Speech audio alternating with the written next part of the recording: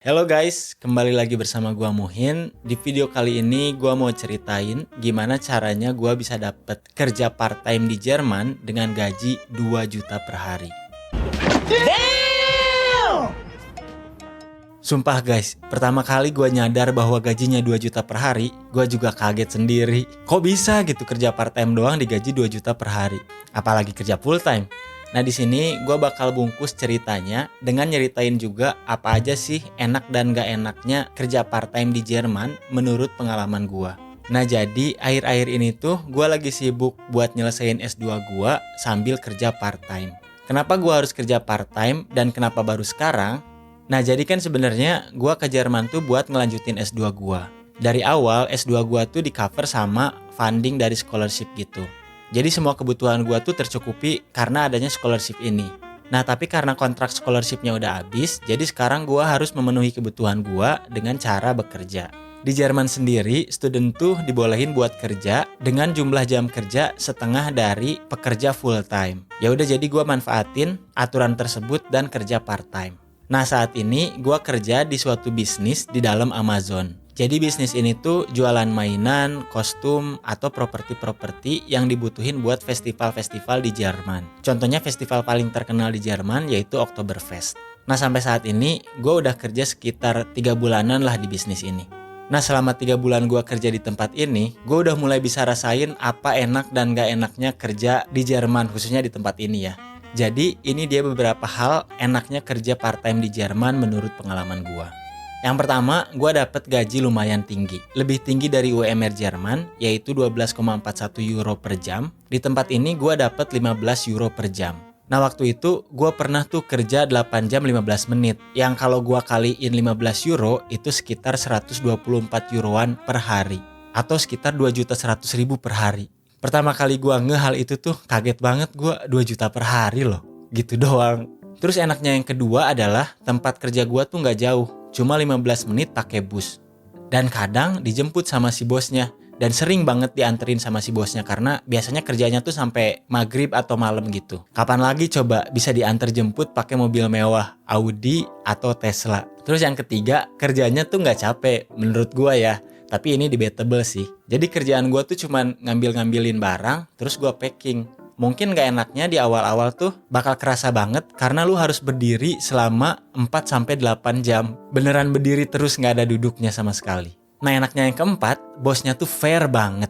Misal nih kalau gua kerja jam 2 tapi gua datang 3 menit sebelum jam 2, itu gak boleh kerja dulu. Antara disuruh nyebat dulu kalau kita ngerokok atau disuruh nongki-nongki aja di depan, jangan kerja dulu. Kalau udah jam 2 pas baru kita harus kerja. Terus kalau kita kerja kelebihan, walaupun cuma beberapa menit, itu harus ditulis juga. Karena itu pun bakal dibayar sama bosnya. Gila, lebih 15 menit pun dibayar. Jadi nggak ada waktu yang nggak dibayar kalau pas kita kerja.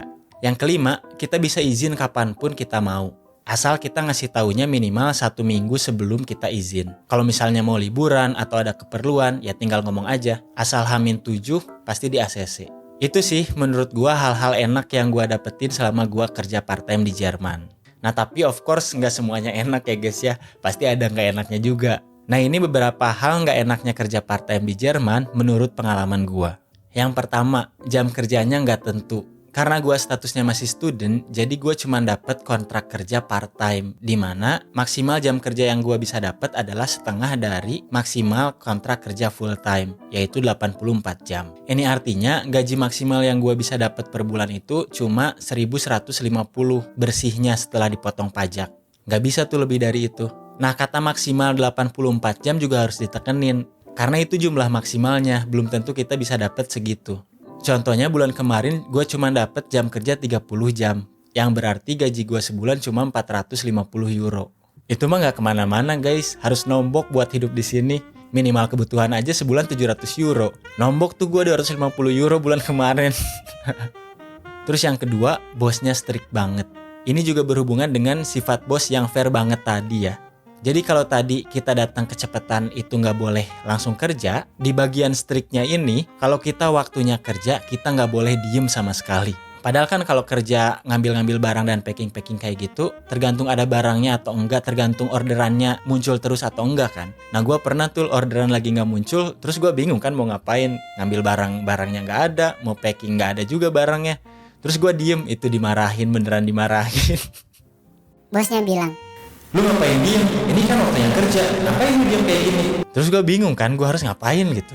Terus gue dikasih tahu senior gue, kalau misalnya lagi nggak ada kerjaan, cari-cari aja kerjaan. Contohnya ngambilin sampah atau ngesortir-sortir box buat nanti dipakai packing. Terus yang ketiga, bosnya tuh frontal banget. Kalau ngelihat ada yang salah, gak bakal tuh ngode-ngode atau ngeceng-ngecengin, langsung dilabrak di depan muka. Dan mereka tuh enteng banget buat ngomong, kok lu bego banget sih?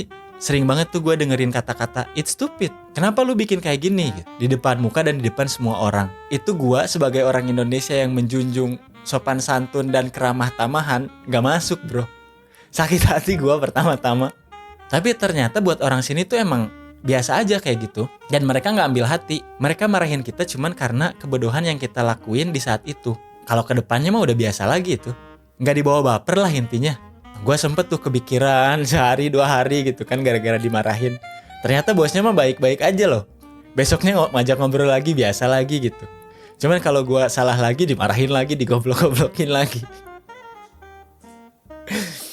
Itu menarik sih buat gue. Nah jadi gitu guys, itulah beberapa hal yang menurut gue enak dan gak enaknya kerja part time di Jerman. Tapi overall menurut gue sih enak-enak aja ya.